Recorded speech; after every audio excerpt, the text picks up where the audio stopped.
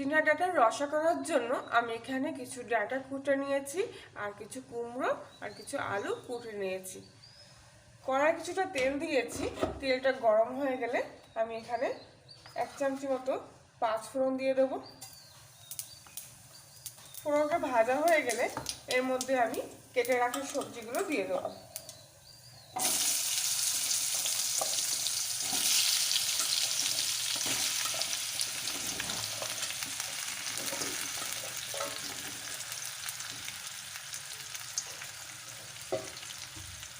এর মধ্যে আমি 1 চামচি মতো লবণ দিয়ে দেবো।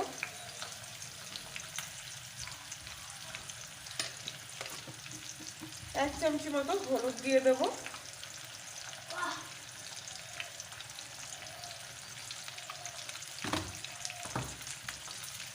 স্বাদ মতো চিনি দিয়ে দেবো। আমি এখানে 2 চামচি চিনি দিয়ে দিচ্ছি। গ্যাসের ফ্লেমটা হাইতে দিয়ে কিছুক্ষণ ধরে কষিয়ে নেব।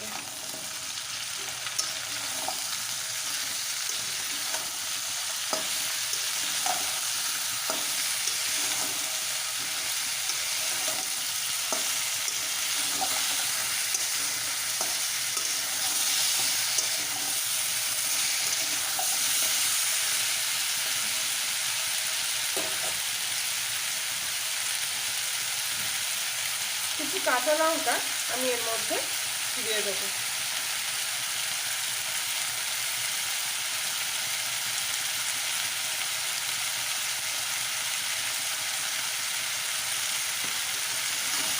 ভালো করে একটু নেড়ে চেড়ে দেবো।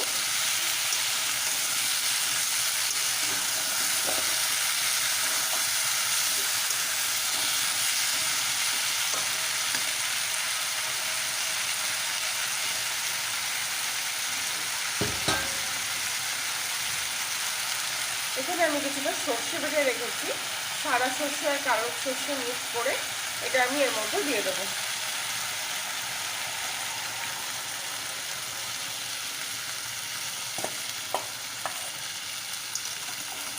সর্ষেটা দিয়ে কিছুক্ষণ একটু নাড়াচাড়া করে নেব।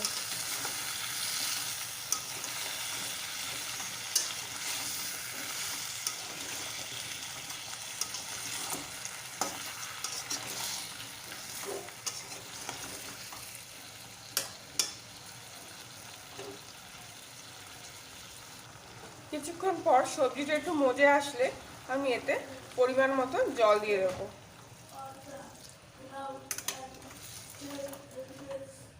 মাখা মাখা হবে সবজিটা, তাই বেশি জল দেব না। এবার আমি এটাকে কিছুক্ষণের জন্য ঢেকে দেবো, ফুটে ওঠা পর্যন্ত অপেক্ষা করব। কিছুক্ষণ পর আমি ঢাকাটা খুললাম, আর দেখুন তরকারিটা ফুটে গেছে, আর এর মধ্যে কিন্তু সবজিগুলো আমার সেদ্ধ হয়ে গেছে। সব সবজি সেদ্ধ হয়ে গেছে। ভালো করে একটু ঘেটে ঘেটে দেবো যাতে তরকারিটা মাখা মাখা হয়ে যায়। আর এখন কিন্তু গ্যাসের ফ্লেমটা হাইতে দিয়ে নেবো, একটু টকবক করে ছোটা ফোটাতে হবে।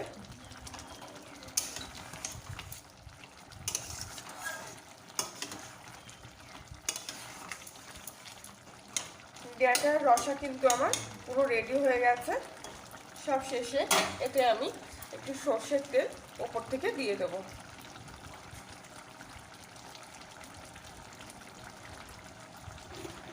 এতে সেন্টটা ভালো আসবে, খেতেও খুব ভালো লাগবে।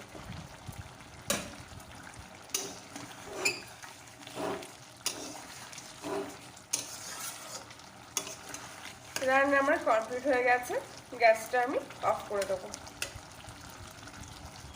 এইভাবেই বানিয়ে ফেলুন সজনার ডাঁটার রসা। দুপুরে গরম গরম ডাল ভাতের পাতে কিন্তু একদম জমে যাবে। রেসিপিটি ভালো লাগলে লাইক শেয়ার কমেন্ট করবেন, নতুন হলে সাবস্ক্রাইব করে পাশে থাকবেন। আজকের মতো এখানেই, আবার দেখা হচ্ছে অন্য একটি রেসিপির সাথে। সবাই ভালো থাকবেন, সুস্থ থাকবেন, সাবধানে।